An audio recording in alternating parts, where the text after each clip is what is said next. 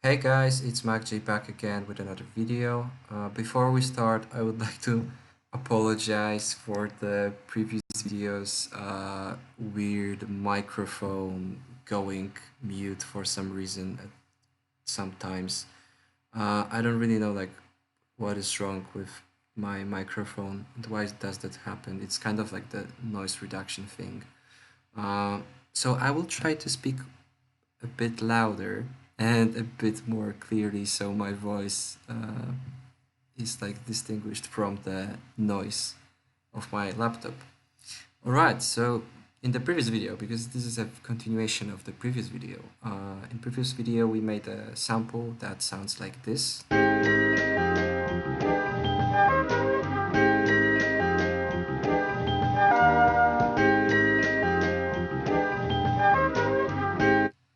And this time we will be making a beat focusing on stuff that you might have problems with. Uh, and the idea for this video comes from the community tabs special video, 500 subs. Uh, you already sent me some beats, and I will be checking them out soon on the probably the next video after this video. Uh, and yeah, after watching listening to some of your beats, I realized there might be some issues with some things. Some things could be not that clear. Um, and today we will focus on those problems, but focusing on the bass and the drums.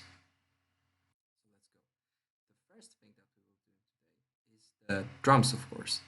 And with the drums, I will be more specific about the drums I use and about the way I use them.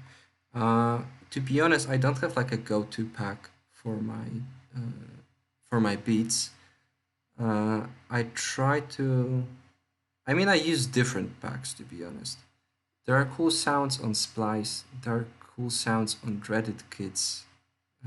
Like if you type on your Google like Reddit lo-fi kits or packs, whatever. There's like many different cool packs. I don't know if there are like where do they take those samples from, but they are pretty cool. I also use the Clark Audio old school hip hop packs, but I think they don't like sell it anymore. So yeah, let me actually get into the beat making. So what do you want really for your drums?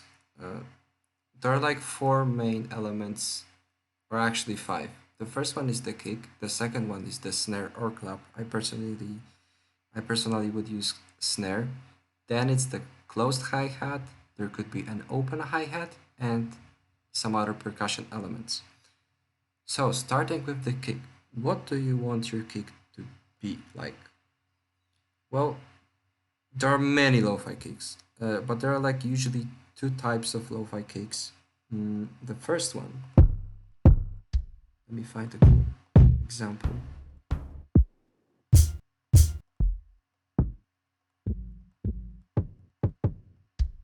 There's no example like I want to.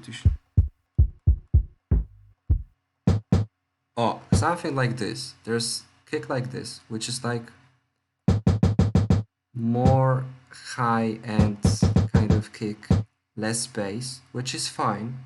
But I usually find those kicks to be harder to like work with because of how you know high they are, high and dish they are.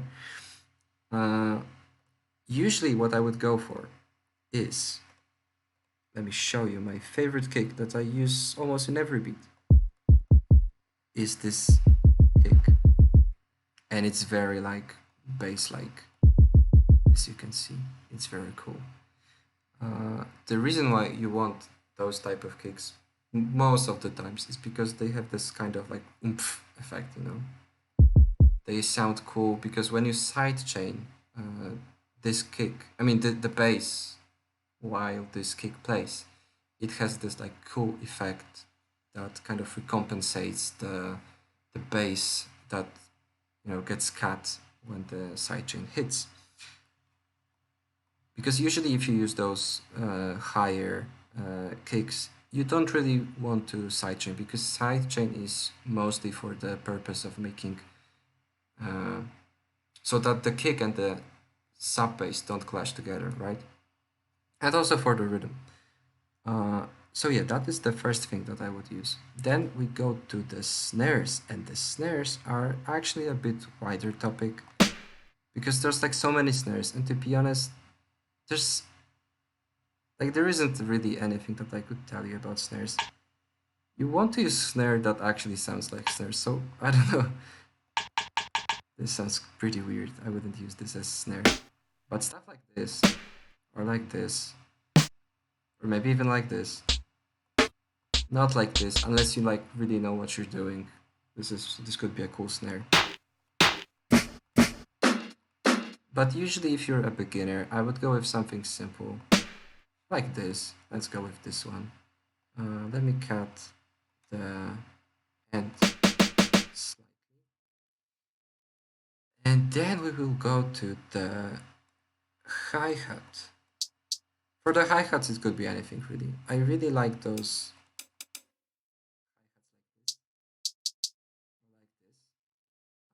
but it could be anything. Another tip for the hi-hats is when you open the sample settings and you go into this menu kind of thing, you want to shift your hi-hat. You could also like use the swing right here, but it's slightly up. And I don't really do that, but I think I should do this actually more often.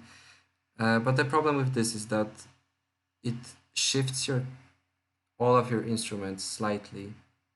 But the problem I had with this was that the side chain didn't really sound cool. But if you like swing it like 4% or like 5%, whatever, it could sound pretty cool. So let's do it for the purpose of this video. So now let's go to the pattern. Firstly, hi-hat. I think like this is like the most basic thing. Fill each two steps. We get something like this.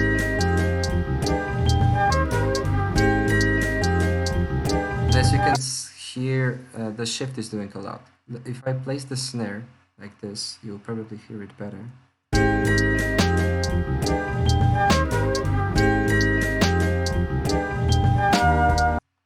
Yeah, so this is it. And then we will go to the kick. And the kick is something else, actually. You want the kick to be the loudest like element in your beat, to be honest. And for the rhythm, I don't really know. I just like see what works really. This has this like kind of, I mean, the sample has kind of like a cool rhythm to it. So I will try to like,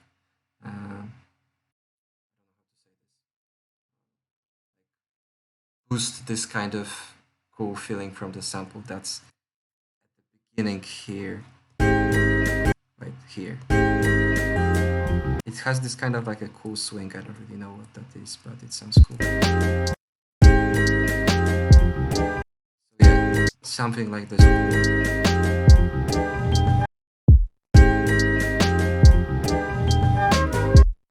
You may want to like move this slightly offbeat. Don't be afraid to set your drums offbeat, because it's absolutely okay. Just make sure they sound cool, like not like me. This is better, way better. Sometimes what I like to do after the first section of the kick, I like to not place my kick here, but here. It gives this kind of like weird effect. Kind of.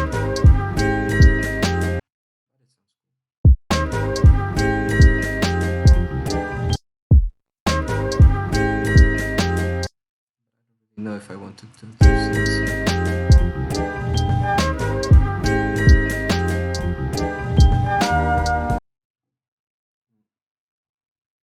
Yeah, it could work. Why not? But I don't know if I want this one. Now let's leave it as it is. And as you can see, the loop is pretty simple. I won't use open hi-hats because I'm not the biggest fan of open hi-hats. This is your personal preference. If you like open hi-hats, they could be a cool addition to your beat. Sometimes I use them, but it depends. There's a lot of different usages on the open hi-hats. You can either use it to like layer it under the kick to like texture, or you can use it like a, I don't know, percussion element, really. Uh, then, as said before, we will get into the percussion elements. And the percussion elements is also a really like complex topic. I usually like to use this type of sound, which is the jazz brush. It's really like adds a lot to the beat.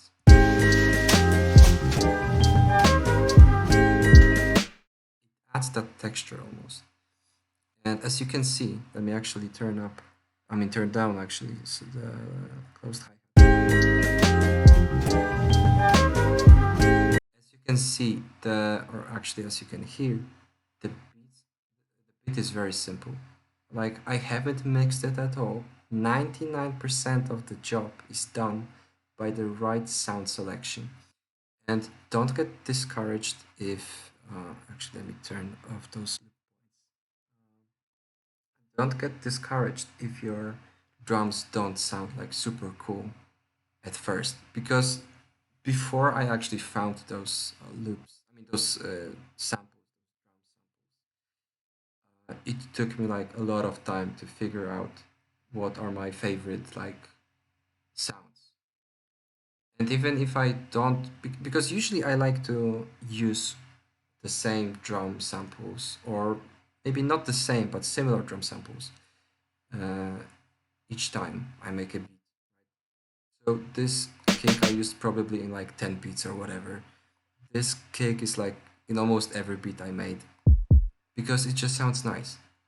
Mostly, what people don't realize really is that people don't really focus on the drums. I mean, they hear the drums, and the drums are super important. So don't get me wrong, but usually the problem is that people don't focus on the drums as much as producers do, right? So you like look for the right drums and whatever, and this is all right and this is good because they give a lot of vibe to the whole beat. But you shouldn't really like stress yourself over it too much because in the end, it's takes a lot of time to find the right samples. So you just have to like see what works for you, try different samples, and see what is the best for you. And people won't really like care that much anyway. So that's why I use like the same kick, because probably most of my listeners wouldn't even realize that, hey, this guy uses the same kick again. And even if they would realize that, I guess that they wouldn't be like, oh, I won't listen to this guy because he's like too repetitive. Because that's also an issue that many producers think about. That when I use the same sounds over and over again, people won't listen to my music. No, it's not true. I mean, it is true when we talk about like using the same melodies or the sound selection for melodies over and over again. But if you use the same drums, like people don't really care because the melody is like what stands out the most in the beat, right? People won't listen really because, oh, there's a cool drum pattern. I mean, sometimes they think this way, but usually they think like, oh, there's a really cool sample that I like, and it makes me feel a certain way.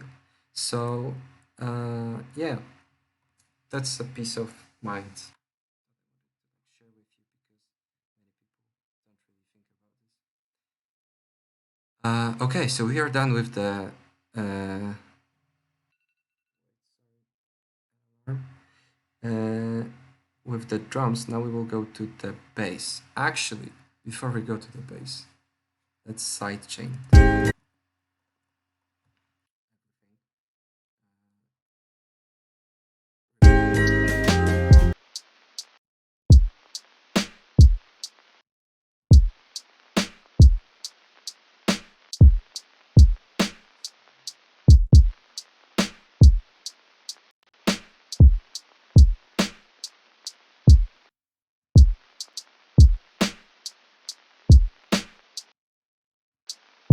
Also, when making the drum patterns, what you may want to look for, to be more specific, is drums that stand alone.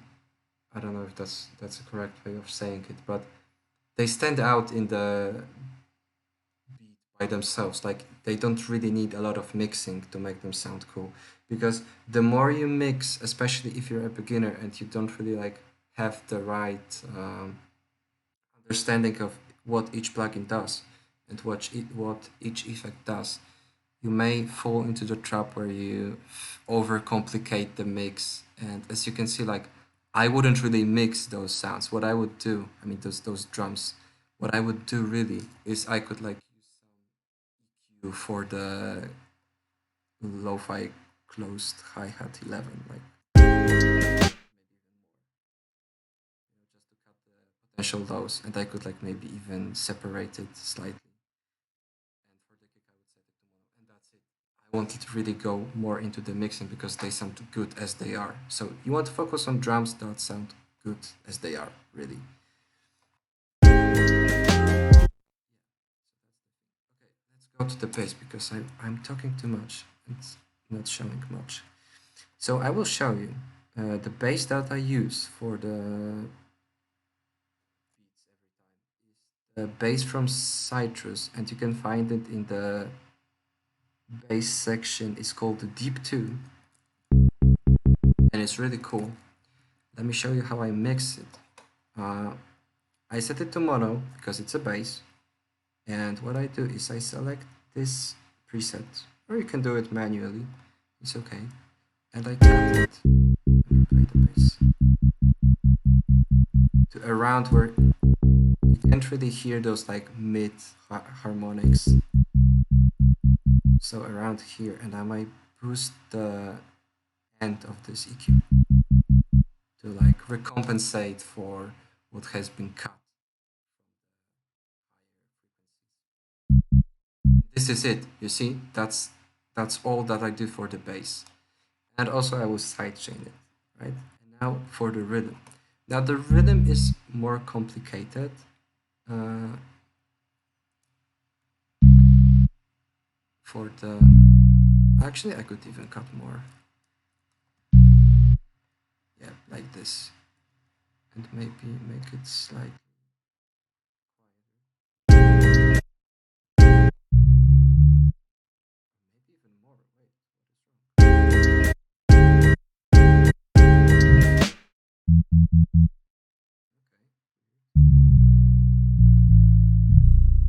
Oh, wait, because I've been using the wrong notes. You see, I should be using those like between here and there,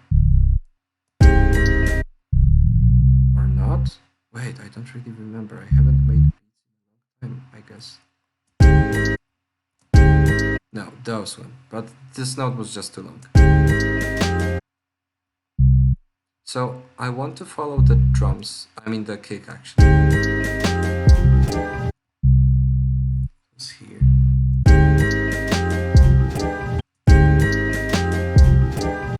But it sounds really weird.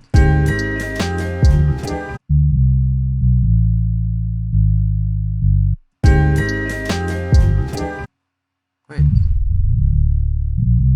I genuinely wonder what's wrong with the kick. Or maybe I just...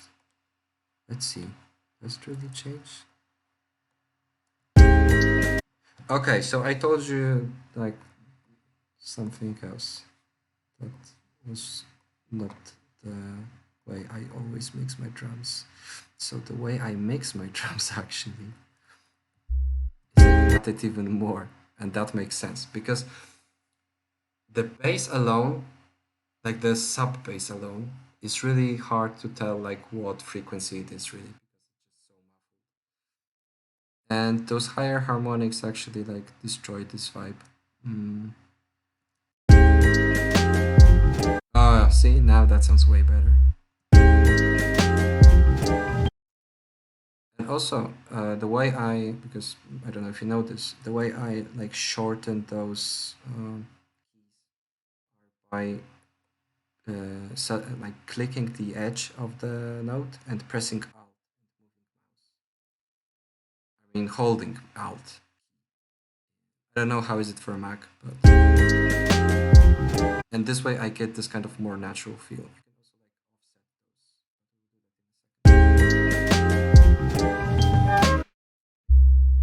try to like feel the beat really, you know, feel the beat. Like how could it be? Uh, I mean, how could the bass be played if this was like a real composition? See, this is a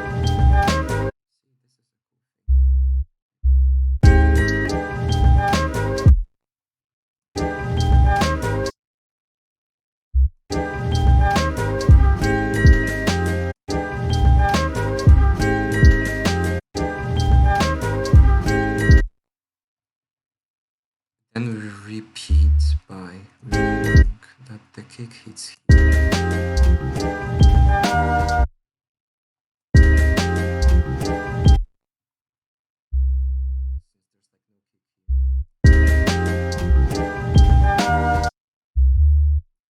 I wonder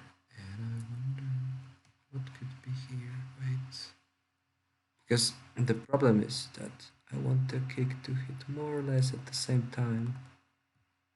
Okay, so we should move it, I think. Yeah, now that sounds cool. It doesn't have to be like perfectly where the kick hits, but you know, it's better if it is this way. So here we have actually a different situation.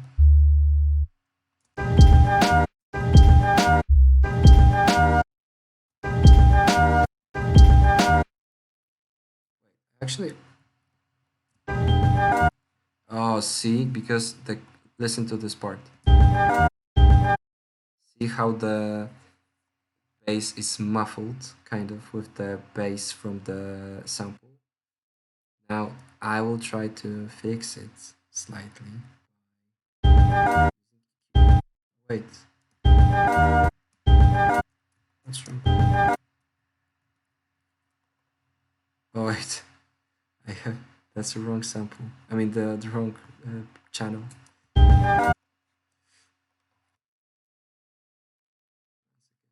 I want to cut as much as possible without actually like destroying the sample, you know? So like this is okay. This could be also okay. But this is too much. This is too much. So we will have to go like here. Yeah, this is cool. So like the optimal frequency where the sample doesn't sound too weird, but also it doesn't have the frequencies that destroy the bass or the drums so that it sounds natural, like here.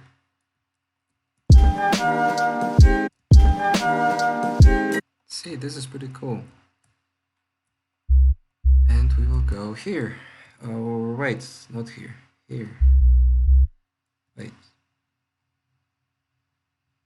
Don't we have a snare here?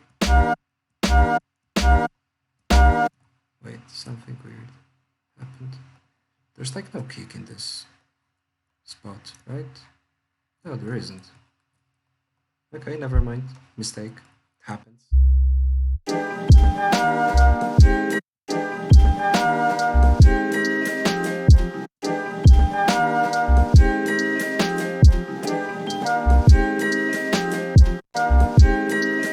And this is it probably. Uh, Lastly, what we could do is to add maybe, I don't know, vinyl crackle. Or maybe not, let's add something else. Let's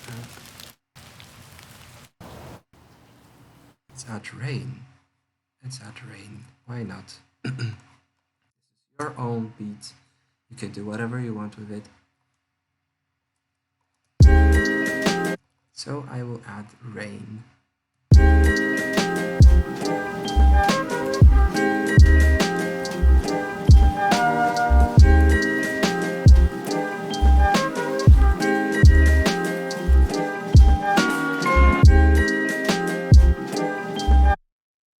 This is it probably. I would have to say that This beat is really, really cool. Really, really cool. One of the best beats I made recently. Uh, I wish my OCS 45 would work uh, correctly because I had a problem with it that it kind of creates this kind of weird noise. Maybe some of you know how to fix it, but I also had some other issues with OCS 45 back in the days. So yeah, probably I will have to like reinstall it or whatever. But yeah, this is the beat. This is it for today. Hope you enjoyed the video. Uh, I will. I actually no. I recommend you to check out the community tab on my profile on the YouTube because we are hosting the 500 sub special where I will be reviewing your beats. Uh, I at least for now there's like 3 submissions, so we will see how many of you send beats. If there will be like 20 people, of course I will not review everything. Uh, but if there will be like I don't know, let's say 8 people or whatever, I might chop it into like 2 videos so that everyone gets their chance. Uh, yeah, we'll see about that. But for now, you can send your submissions, and please, please, please, once again, send the whole, project with all the samples because almost everyone sent only the project or whatever, uh,